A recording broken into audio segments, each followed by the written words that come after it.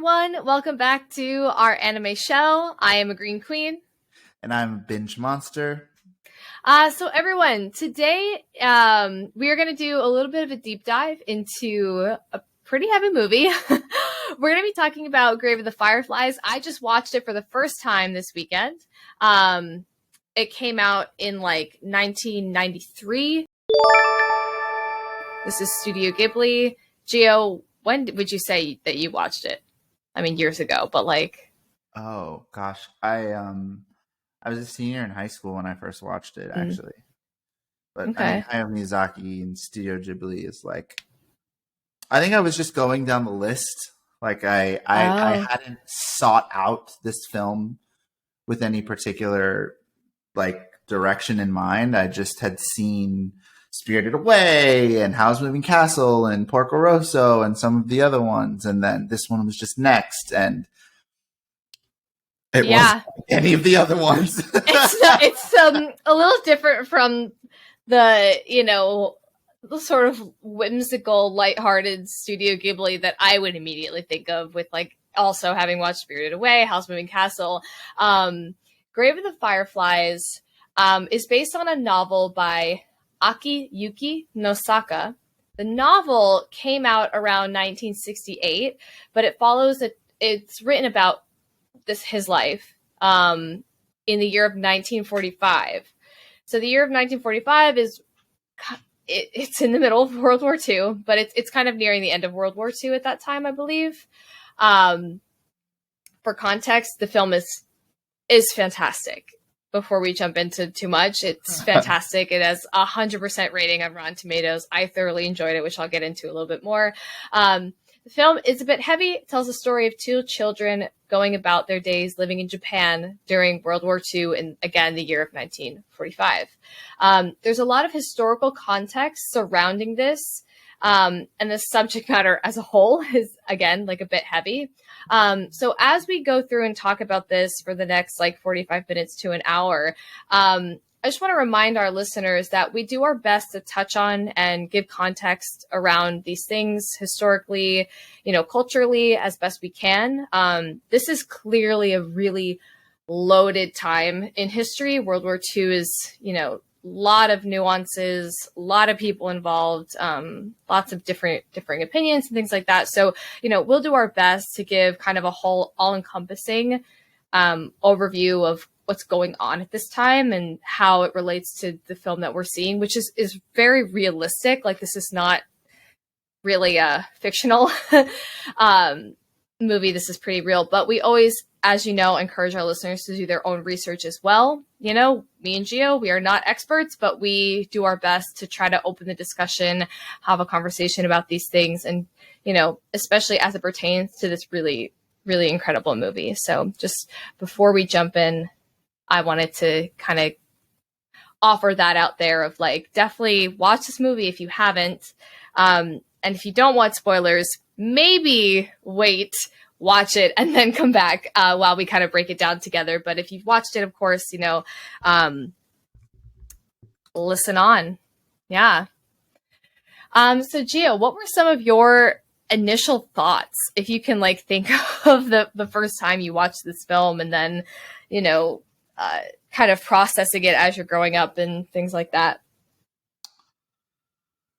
Well, again, I think that for me, when I watched the film for the first time, and as a minor spoiler for the film, it doesn't exactly start off as a particularly jarring or a particularly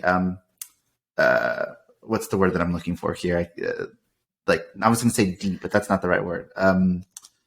It doesn't feel heavy. Yes, yeah. Right. It is clearly set during a particularly volatile time, but in Studio Ghibli fashion, there are little elements that are just cute and lively, and so and then that very quickly doesn't. And it also starts off a little confusing because it's it starts off a little dark and then it becomes very cutesy and then it's not, right? Yeah. So I think again, for me, having transition from just seeing some of those other Studio Ghibli films that I had mentioned and then to seeing this, I didn't really know what I was in for when I first started watching it. And I went in completely blind. I didn't look it up at all. And as a senior in high school watching this, I had already taken a lot of history classes, and history was one of my favorite subjects. And World War II in particular was really interesting to me in general. And not actually necessarily because of what was happening in the Pacific, nearly as much as what was happening in like the European theater, but it was like one of the more interesting topics that I felt like I had studied during history, but I'd never really seen what it was like from the Japanese perspective. So that was interesting. So this was kind of like my first dive into that perspective at all. But by the end, I quickly realized that I wasn't ready for what I was about to watch. Like you said, this is a heavy movie, and yet it was, I mean, stunning and beautiful. And, you know, I think on the last podcast, you said it really well that like the way that you, like your perspective on art is that like really amazing art forces you to challenge your preconceived notions of life and philosophy. And certainly if this movie doesn't, even if it doesn't make you cry, which I don't know how, but it will tug on your heartstrings. It will force you to kind of just realize like how precious life is and how fortunate we are to live in not a war-torn area and so forth, or even just an era of violence. Well, depending on where you are in the world, but you get what I'm trying to say. Yeah. We're very fortunate here in the United States. And yeah, I thought it was super interesting. You know, without diving in too much, those were some of my initial thoughts when I first watched the film. I was like, yeah, never seen anything like this. I've never seen anything like this animated. Yeah. Never seen anything like this animated. Because cartoons are cute and fun. And this is not how I would describe this film. And I think to your point, like, you know, because it's Studio Ghibli, like there are parts where you're just like, oh, Right. And for a second you forget the reality. And I think that's kind of, for me, was one of the, you know, more beautiful things. This follows two children, Seita and, why can't I remember his Setsuko. and Right. and Setsuko, right? So it's like you're following these children like go about this like really difficult time, and you know, they're a brother and a sister, an older brother, a younger sister. I think Orphaned. he can't. Well, yeah. Well, as they go through, they're orphaned. Right. But you know, eventually they're on their own in the film, and like watching how he tries to make things okay for her, and also because like I don't think that he's old enough to really understand fully the gravity of the situation or what to do. Like he doesn't know how to take care of a kid. And I feel like a lot of times we see movies or media where it's like, oh, like, yeah, like the bigger, older sibling like steps up and like acts like the parent. And I'm like, he doesn't, because that's also a reality of sometimes you don't know how to do that. And like, not that he doesn't, pardon me, obviously. Right. He takes care of her, but best. yeah, like he's a child though. Yeah. But he's a child, yeah. So like seeing how they like the sweet moments of like they're drawn so beautifully and cute, and like the big cheeks and like their little eyes and like all of this stuff, and you're just like, you know, like I get wrapped up in those moments when like they laugh or something, and I'm like, oh my god, like stop. And then you're like, oh my god, like you're really hit with the reality of like there are bombs falling all over them on a daily basis. They're like sheltering in place, running to the bunkers, like literally on a daily basis, and it's just the way that their life is during this time. And yeah, I knew that it was about World War II. I knew it would make me absolutely so emotional. But I didn't know why. Like I had only seen like the imagery of like the kids with the umbrella on the poster, but I did like I had, you know, I didn't Yeah. I had no idea. So I went in fairly blind as well. Just knowing it would wreck me. And there was even a moment where, in order, I think, to cope, I was like, oh, this is happening. This is happening. Yeah, I know this is happening. And then things were happening. And even if it was what I said, I was like, I'm completely taken away. Like, I'm completely wrapped up in what's going on. And there was no avoiding it, because it's just like, it's different when it's kids. This is different when it's children. It's also hard to describe, like, how well this is made. Yeah. I know we're not, like, diving into plot yet too much, but, like, the best way, and this is truly an on-the-fly comparison, so, I mean, absolutely no disrespect with this comparison, but if, like, Pixar was tasked with creating an inspired and animated story from Schindler's List, that's basically what this would feel like for me. It almost feels right, but like, it almost feels like the two mediums don't belong together. Where you're like, Pixar and Schindler's List, it's not a far cry from Studio Ghibli and this beautiful story of children navigating World War II impossibly and devastatingly, right? Like, it is that, like, I don't even have the word for it. Like, it's indescribable for me how they were able to do this. Yeah, but that's the way I would describe it. Yeah, it's very good. And like I was kind of saying before, this is all, like, I would say that this is based off of a novel, which is based off of a man's actual experience and actual life during this time. So this is, like, for all intents and purposes, this is a real story. This is a nonfiction story. And I think it is a good depiction of at least commentary on, you know, how the people of Japan that are, you know, just regular people caught up in this war, you know, I think it does a lot to kind of speak to the layers of what's going on with people in Japan at that time. So this, I'm going to say some of the spark notes, and Gio, feel free to, you know, interject when you have a little bit more context than even I do. So this takes place during Japan's imperial period, which would be essentially the late 19th century and the early 20th century, the 1930s, and then up until nearing the end of World War II, which I think was 1947, not 1945, but this takes place in 1945. Am I correct? Yeah, because I think that the American occupation of Japan was between the 1945 and 1952. So I see. Nearing the end of World War II in 45. Yeah. Okay. Yeah. Yeah. Like I said, it's very accurate in the way where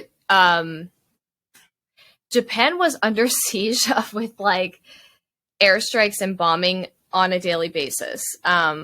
You know, and I think we'll talk a little bit more about the imagery of, like, the Fireflies and that and everything like that. And what was going on with the people at that time was, like, extreme famine. Like, it was impossible to, like, feed everybody, and food was becoming such a problem, and many people were, you know, starving to death.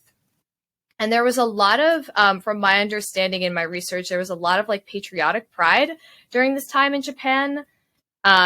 You know, I was watching something on Netflix about this, and I'm going to really, like, butcher exactly what they were saying, but it was just interesting to me because I'm, of course, like, very interested in samurai. And they were saying, like, around this time, they were bringing back these, like, ideals of samurai and, like, the overly patriotic and loyal to the nation being seen as, like, a very honorable thing. And, you know, I think even in the movie, we kind of see that with the aunt, right? Like, she kind of, when the aunt takes them in, she, you know, really kind of comes down on them for being children and not like working for the war, but like is always talking about her husband and her daughter who like they're working for the war and like you're doing nothing. And so it was just very interesting that that was kind of a, from my understanding, being a Westerner and just reading about this, is my understanding that that was going on around this time in Japan, of like they were very much like very patriotic and I think I don't know. Similar to I'll give a little bit of extra context here, especially Please do, because to parallel this to what's happening in America right now, there is oftentimes throughout history this strange correlation between far right nationalism and spirituality. I don't know if you've seen this, but like even here in America, there are Trump supporters who parallel Trump to the second coming of Jesus. Like it is their Christian rite of passage or their Christian duty to bring him into office. Like there's this very like I was going to say holifying. That's not a word, but there is this very spiritual element that gets brought into this, and this is actually not inconsistent with what was happening here in Japan, where the emperor, as you said, this was the imperial height of the imperial period of Japan. The emperor was seen as a very spiritually divine, perfect leader, and that was how the monarchy ruled. Was that as long as the people believed that, they would fight to no end, and to some degree, at this particular period in time, they had reason to believe that they were unbeatable. They had the best navy, and it wasn't close. I mean, comparable to the British Navy, which has throughout history always had a phenomenal navy. They were leagues ahead in a lot of areas of technology in parallel to what their allies in Germany were. Germany was the technology giant on the in the European theater, and they paralleled well. But one thing I really want to emphasize here, and I feel like it's so important, even though it happened in the 30s, which was a decade before this, like what you have to understand about Imperial Japan at the time was that the general public really wasn't aware of everything that their grand divine army had been doing. Just a decade prior, Japan had onslaughted Russia, China, Korea. They had taken over Nanjing. Understanding what happened in Nanjing is a really important thing to look up. We don't have time to unpack that on this podcast, but just understanding that Japan had laid siege to the eastern part of Asia and carried out legitimate war crimes, from mass genocide to forced prostitution and rape to disgusting and like truly morbid human body experimentation. Yes. Without numbing people. I mean, that's not the right word. Without local whatever the word, anesthetics. Exactly. Yeah. So they did it while they were alive. They were swapping organs and limbs and testing how fast gangrene spread. And, I mean, they were experimenting on a wide range of things that to this day has political domino effects that maintain policy, right? Like when you look at allies, just very briefly, like South Korea to the United States, you'd think that they'd share a camaraderie there, in the sense that North Korea is a present threat for both nations, and they're both capitalist, thriving economies who are allied with the U.S. You'd think there'd be a lot of synergy there, and there's a ton of collision politically between the two, and turmoil, volatility, because Japan won't exactly admit to everything that they did, and a lot of it is considered taboo. And one of the reasons that the generation between World War II and today aren't as up in arms as you might expect is actually really interesting. And it's because of the Cold War. So, people probably are hearing that and they're like, wait, what does the Cold War, which happened between like the US and Russia, have anything to do with this? And The answer is that after Japan surrendered at the end of World War II, when America came in and basically took over the country of Japan, and we built the government from scratch, and General MacArthur, who led the Pacific Campaign to take down Japan, took over and reestablished what Japan is known to be today, at least from the early days. Obviously, they've done a lot on their own and not because of MacArthur. But what I'm trying to say is that the newly established government that came post World War II, which was in many ways architected by MacArthur, they were worried about the rise and spread of communism. And so America didn't push for the losing country of Japan to teach in schools all that they had done, which in contrast to what's going on in Germany is totally different. For example, not denying the Holocaust is considered illegal in Germany. They are self educating almost to a like I don't know the word I'm looking for, but self-deprecating fault. They are super guilty and in many ways I think they should be, but like they own up to it. Whereas Japan, that's not necessarily the case. Right. And for a great deal of time, it's because America didn't want to support China and in Russia and a lot of these communist countries and making them look stronger, even though they were victims. So Japan didn't want to contribute to that, and America also didn't want to. So they didn't push the topic. America didn't push the topic, whereas normally we would have the defeated nation come clean about everything they did. So in fact, most war criminals in Japan got off scot-free because they didn't want people knowing what was going on. And so even to this day, unless there are driven and curious Japanese citizens, it is not expected in school that they outright admit to everything that they did. To this day, they deny a great deal of the war crimes, or at least to the extent that other countries who were victims of it speak to. So it is a really interesting period, and it literally ripples to what's happening today. Yeah. And it's so, like I kind of said before, like this time is so layered, and we're in this film, seeing just one town and like one set of kids that's being so affected by this, and we're seeing them navigate, adults that maybe know more or have been a part of the propaganda at the time even more or less, and their father is in the Navy, and their right. Father's going to come back, right? And in this film, even the aunt is like, isn't your father in the Navy? Like, can't he do anything? Can't he send you stuff? And he has dreams of being in the Navy, this little boy. And it's just very interesting, because especially when you're a kid, there's no one's telling you everything and all contextually, what's going on. But definitely at this time, in this story, in this town, they're under siege daily, and they're really struggling, and people do not want to be taking in orphans. Like, people are looking out for themselves at this time in this town, right? And that was also a thing. Like, things were so severe going on around them that people were really just kind of looking out for themselves. Right.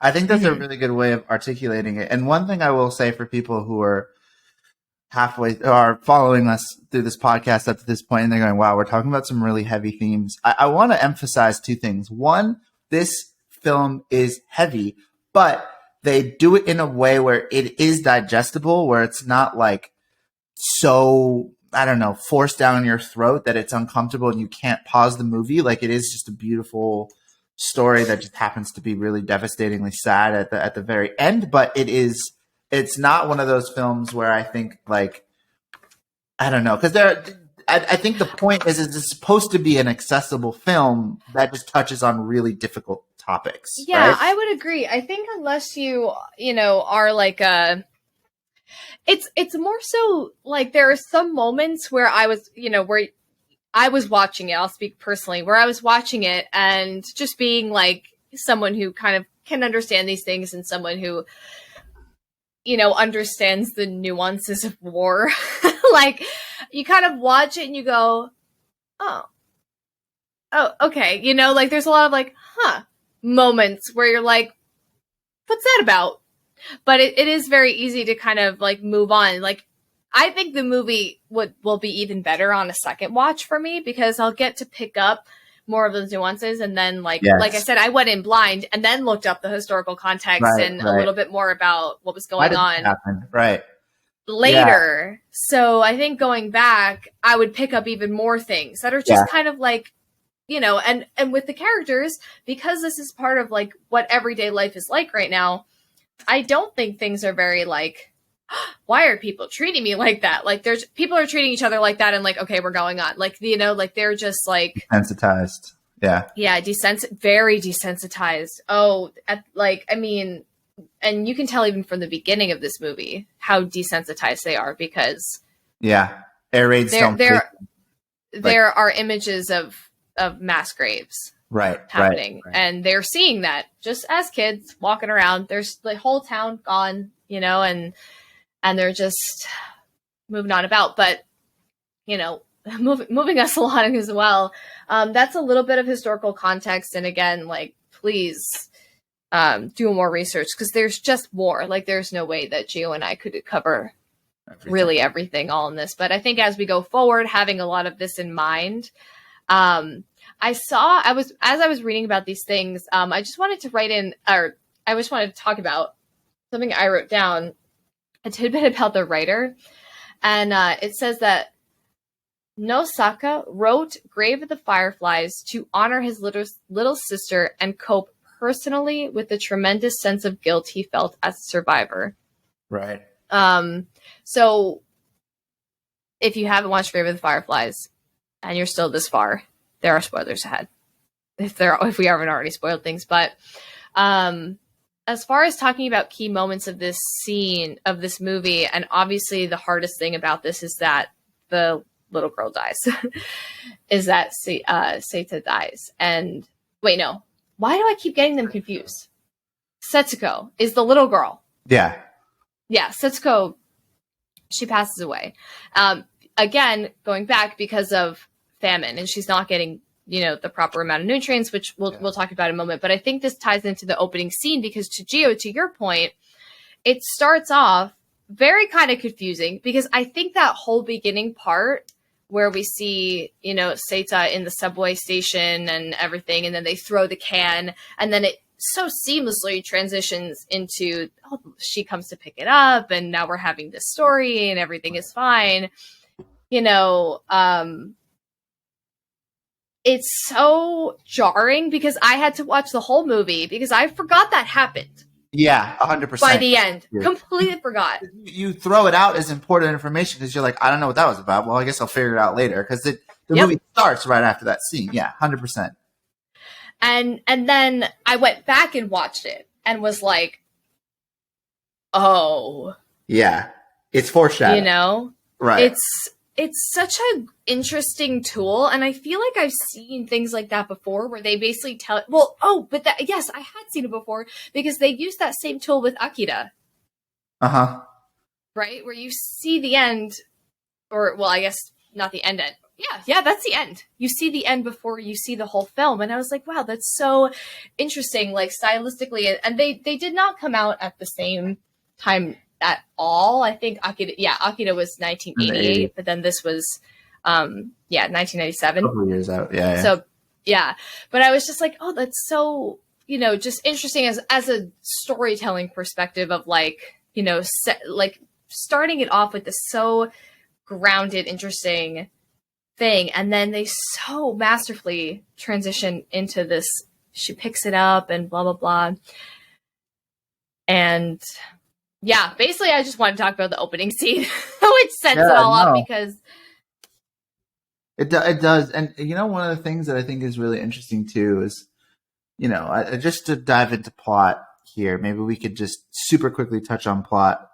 Sure, I want to talk about something other thematically in a minute, but I think the high level plot of this film, and I'm being really general, is that there are these two children who have a mother.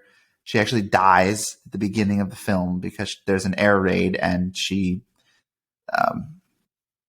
yeah, she falls victim to that, and they have to identify her body, and it's just really, it's just gruesome, and that sets the tone for the rest of the film that they're basically on their own, and they try to go stay with family, and like Ali said, the family is creates this environment where them being children is damn near impossible, and is even like made fun of. Like you said, like they're yeah, they treat them like a burden. Yeah, exactly. And then like there's this very interesting thing where like she's like, oh well, I guess you'll have to make your own food. Right? Like he goes and like sells their mom's kimonos and comes back with rice, and then like she takes half the rice for her family. She's making her family rice balls, she's making them rice porridge, and then she goes, oh well, I guess you'll have to make your own food. And then he's like, oh okay, and then he takes whatever he has, buys like a little cooking pot, and then she's like, just to spite me, he bought a cooking pot. And I'm like, that's what you told him to do. I was so angry with her. Yeah, she was sorry. Terrible. No, yeah. And to your point, it shows you how, and the thing is though, is like, I look at that from two different perspectives. On one hand, you're trying to survive, and you'll do whatever you can. And if that means you're selfish, you're selfish. On the other hand, I genuinely think this is a result of shock and trauma. People were not behaving in a normal way as they were navigating, even the adults in the room. I mean, again, these were children, right? So like the adults no way weren't behaving rationally. Like you said, like why would, like, how is that spite? Like there are little behavioral moments like that where, and then even when the kids were often, running places and trying to get stuff and survive, and the way the adults would treat them, were like, what are you doing here? Like, what do you mean? Where else is he supposed to be? School? Like, no, like there is no school. Yeah. And it's like, you see the way that the adults are also just totally in shock. Like they have to be in shock. Yeah. And anyways, as the story goes, they get really desperate. She starts to get sick. He tries to steal bread or food, vegetables, or rice, anything he can get. He gets arrested. Thank God. He had a relationship with like a farmer where like he would bring some things and trade with the farmer, but then he basically just started stealing from the farms. Right. Yeah, gets arrested. And thank God, I was saying thank God, not that he got arrested, but thank God that the policeman was like on his side. The farmer beat him severely and then took him to the police officer easily could have, because again, and this is like, maybe not an obvious thing, but in Asian cultures in general, stealing is considered it's a huge deal compared to like here. I mean, stealing here is a big deal, but it's not as big a deal as it is in most Asian cultures. And certainly that is true in Japan. So it's a serious offense, and he easily could have been locked away for years as a result of this.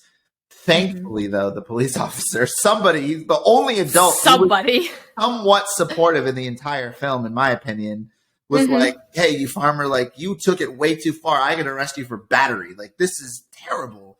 And then the guy runs away, and thank God he lets the kid go. And that's the literal slice of mercy they pretty much get the entire time. Because after that, and as a result, he can't provide the nutrients that his sister needs. Really, really sad. He finally gets something, and by the time he brings it back to her, it's unfortunately too late. And then, unfortunately, the film continues to go on. I think in a spiraling depression, he loses a lot of his will to live. They show that stylistically, and then some things happen, and then at the very end of the film, he also unfortunately meets his demise. But with that said, what I was going to say, and I felt like I needed to say a little bit of the plot for our listeners first. You did, thank you. I forgot that we should do that. So thank you for doing that. Sorry, listeners. The thing is that, as Ali pointed out, this film was inspired by a novel and a real story, a real character, a real brother who lost his sister, and obviously he lived to tell the tale. That is one minor difference, in that in this film he dies, but in real life he actually did live, when you listen to the way people break this film down, like can argue that's actually potentially sadder because you lived through this and you have to live with that guilt. And he says that he like, I wrote this because I felt guilty. But one of the other interesting things that he says is he goes, I watched the way they portrayed my character. I saw how he was like tried to comfort her and brushed her hair. I wish I was actually that nice. He says that. And so apparently he was a lot more shaken. And of course, he was a child still trying to navigate this. But he said that the character, the brother character, was portrayed in a more loving way than he was able to contribute as a child. And one of the reasons was, and I didn't realize this, did you notice that in the film she is brushing her hair with a comb and there's something that they're taking out of their hair often? Yeah. It's because lice was a huge issue during this period of time, and they didn't have the means to cure it because the war was going on. And so apparently he cleaned her hair as often as he could with seawater to get the lice out, which doesn't solve the problem, but it helps with the solution, I guess, a little. Maybe the salt helps with the itchiness, but that's why she was always, you know, not always. There's a certain part in the film where like clearly she's like scratching her head or like playing with her hair or something, and eventually when she got too weak they showed that a little less. But I thought that was interesting, is like even though it covers these really dark themes, it actually was darker in real life. Yeah. And they toned it down for the film, and he addresses that. I forget, he must have written a book or he must have done an interview. I didn't know that. But yeah. Isn't that interesting? I didn't know that. Ugh. Heartbreaking. It breaks your heart. It breaks your heart. Yeah. Oh God. And like I think I was touching on it a bit before, but like the ways that, you know, you see him try to make fun for her, like even their place where they kind of camp out, right? Yep. Or even at the aunt's house, he'll be like, "Oh, like why don't we go to the beach today?" Right. It's like, oh my God, like find normalcy. Normalcy. They had like a swing. They, you know, and then the really big thing is like the whole scene with the Fireflies, which is like just I think a really poignant, somewhat, I would say maybe pivotal, like scene in it where they're now off on their own and she starts to see fireflies for what I guess is like the first time. I think that's addressed, right? But so what he does, she loves them, of course. And what he does is he collects a bunch of fireflies in a bucket, brings it into their like little nest, and they have like a kind of a mosquito net, and he just like lets them all go. And then like they kind of are in this like net with all the fireflies and the lights and things like that. And you know, it's just like one of those things where it's so simple, but it's like it's what they have access to. Right. In order to try to make the day like magical and fun.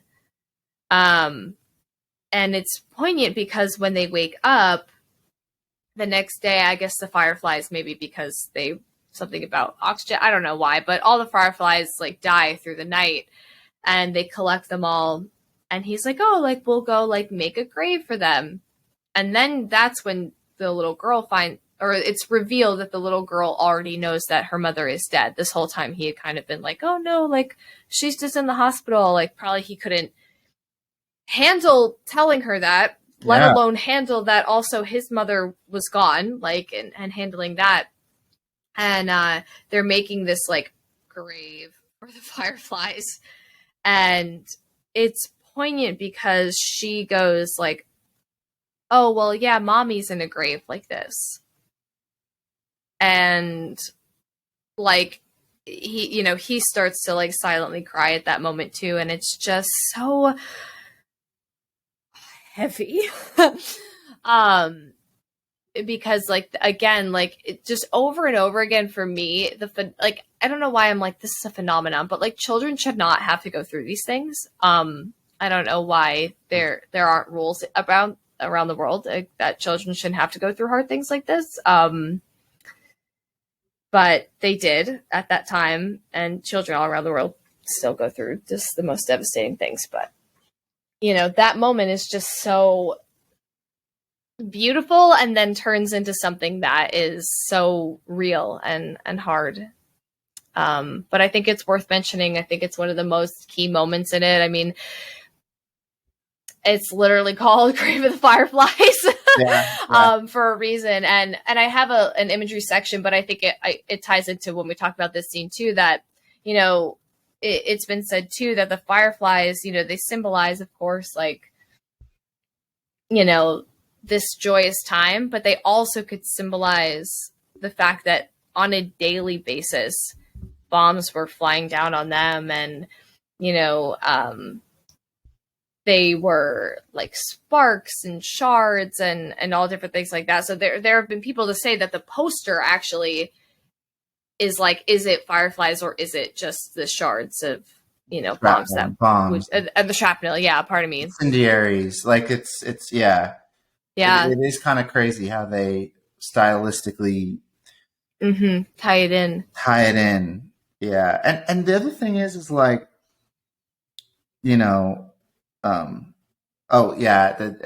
sorry, before I get to my next point, like even just the imagery of like the B-29 bombers. Yeah. And that was actually, like, as an American, you don't often see from the perspective of who we're in a tactical fight with, like what their perspective is, and seeing the American plane fly away. That was really terrifying. But I'm just going to leave that there. But the interesting thing was, that I was going to say was, like, when I went to Japan the first time, I think I've talked about this on the podcast maybe once, but I was at a giant multi-floor bookstore in, what is it's in Tokyo. I forget the name of the area, but there's like a lot of moe culture and a lot of anime stuff. What is it called? I am not remembering the name of it. It doesn't matter. It's less important than the story. But I was going up and up and up the floors, and every floor is like a different topic. It's like, oh, this is the manga that covers these genres, and then this genre, and here's like anime DVDs, and here's light novels. And it was great. I spent all day there. On the way down on the escalator, on the walls were these interesting posters, and one or two of them were World War II propaganda, and it was like I think I took pictures. I don't remember, but I do remember for the first time ever feeling really uncomfortable. It was like, America is the enemy. We are the greatest nation ever. We did not lose. We will not lose. And it was powerful, but it also made me really nervous, because like I couldn't help but feel like if I walked around elderly people and they saw me and they assumed I was American, like what they would feel. And like I'd seen a video or read an article on Facebook at some point where some guy was like, I was on a train and I speak fluent Japanese, and some old guy sat down and smiled and said like, fuck you, I hope you go home and die, but like smiled as he said it, and no one expected that I didn't know what he was actually saying. And that terrified me, because I was like, Japan has been my dream to go to my whole life. I was really worried about that. And that was the first moment I felt uncomfortable. Like, how do I compare that feeling to the way people in Japan felt when they saw B-29 fly by them? Like, these innocent children who were completely innocent of the conflict that was going on. Like, I can't imagine there isn't generational resentment. I don't know how there couldn't be, So, and I'm sorry, I have one more very, very quick thought, which was one of the things I think they did well in juxtaposing these like clearly sad, like the Fireflies moment, these moments of loss were the moments of shock, like we've been talking about. Like, I thought it was really interesting that the director felt the need for me as the viewer, at least this is my take, to understand what it feels like to be an orphan. But that just so happens that you need to know that in the context of war, and particularly World War II. Like, when those kids found their hideout and was like, do homeless people live here? Oh, this is gross. And then, like, that scene where, like, the mom was picking up the little girl and she was like, it's time to go home. Daddy's waiting for us. You know, we still have our whole family and our home, and we get to go back to that. And these kids are like, not even fazed by that. They didn't even cry when they heard that, missing their parents, because they're so desensitized. But like, you as the like viewer, you see that and you're like, don't you see those kids right there? Like, how insensitive are you, mother? Like, I'm glad that you have your home and your child and your whole family, but these kids have been going through it. Like, and I don't know if that's, I think that, to your point, like, that is, I mean, what I get from watching this film is that war is bad. And, you know, like I've been saying in the beginning too, like, there's always different perspectives. And like, for this example, like, the fact that the people that are like, oh yeah, like, and they, oh, we're back from like vacation and now we're all getting in our home. It's like these three girls, they run up to the balcony and it's overlooking the like literal hole, like the literal dirt hole that our two main characters are living in right now, you know, and like that juxtaposition. And so it's just like, they're like, this is just bad. Like, I think the commentary, I'm struggling to find like the really like deep articulate words for this, but I'm like, this is bad. Like, this is just bad. Like, I can't believe that these people don't see. I can't believe that our main characters are just like, yeah, okay, to your point, you know. So I think it's like, it's just showing all these layers of like, there's in war, there's someone that is insensitive, right? That has it all, that thinks everything's going great, and doesn't see everybody else who this is affecting. You know, like a lot of people are affected by war, and I think this film shows that, like, on a microscopic level, like, everyone at this time, I can imagine, was focused on very like, oh, this person, this country versus this country, like, this leader is saying this and this is happening, and like, the people of this town at this time and our main characters are the people that are forgotten. 100%. Like, and I think that for me is like the most telling story throughout all of this, is like, you're doing all these things for your political power and your pride, your ego, whatever that is, like your financial gain, your like, what am I thinking of? Like, with land, like you want land, conquering, yeah, what, like, but then there's these people who are actually affected by this on a daily basis, and they're just forgotten. Like, we would not know this story unless he wrote this story down. Right. Isn't that crazy? Yeah. Like, we would never know. This would never be a thing. And yeah, sorry. I wanted to add that after what you said. I think it's interesting too, because like, I think you bring up a really important point, and this may be the coming home moment for the episode, at least for me, which is like, I know that we're talking about some heavy themes, but I think it's a responsibility of a military state, of citizens of a military state like America, who are violently championing American dominance and pro-war and let's take people out. And they say these things with no regard, yeah, or respect for what war really means. And you'd never really hear this from tried and tested soldiers. When they come back and they hear people talking like that, they're like, yeah, I hope you killed, like, they're like, have some respect. Like, you have no idea what war is really like. And we see that even with the war in Ukraine, like these battle, junkie, romanticizing the concept of war, Call of Duty players who are like, I'm going to go to war and serve like the greater good and defeat these Russians. And like, they go abroad, they join the Foreign Legion, and then they run crying coming home because they didn't realize they had to really fight and what it was actually like. And the thing is like, I think it is everybody's best interest when you have that kind of privilege to watch a film like this, to understand the other perspective, to truly understand the horrors of war. Because to your point, the history books don't touch on that. They touch on the key political things that happened throughout this time in history, but it doesn't really, I mean, with the exception of the topic of the Holocaust, which has to hit you as a human fucking being with a heart, typically in a history textbook, there are not many topics that drum up the emotional response that you get from seeing a story like this one, that brings it all into context. Oh, there were innocent people who had no interest in pushing the divine narrative of the emperor.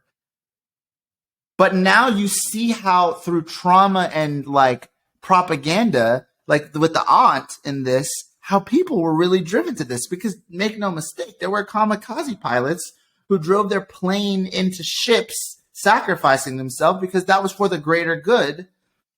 And, you know, there was no fathoming the potential that the Navy could lose. And you see that even in the boy. He's like, we lost? Wait, what do you mean we lost? We've lost? Like, he's shocked. And so is everybody else around them. Make no mistake.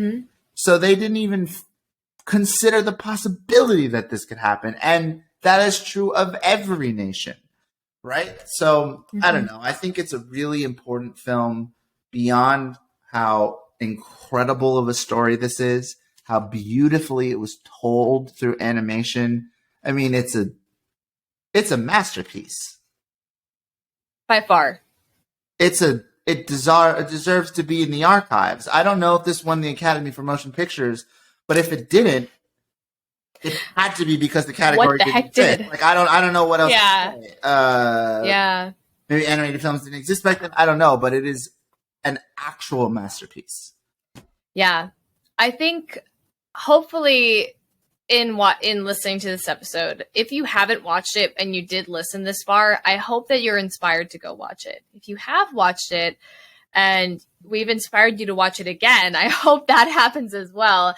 And then I hope that we have inspired some of our listeners to think more on these things and look up these things, because it is really enriching and a privilege to be able to learn historically what's happening around anime as it comes out and as we watch it. Especially, like, I've been going back and rewatching older anime, and the contextual like understanding I get, and how, you know, really with any film, like when you think about what's going on in the world when these things are being written, produced, and made, where their source material comes from, it just creates a more enriching experience when you take in that art. So that's all from us, folks. I have been Agreenqueen. Bingemonster here too. You can find us, of course, on TikTok, Instagram, and Twitter at Our Anime Show. If you are going to Anime NYC on November 18th to 20th, we will also be there. Thanks for listening. Bye.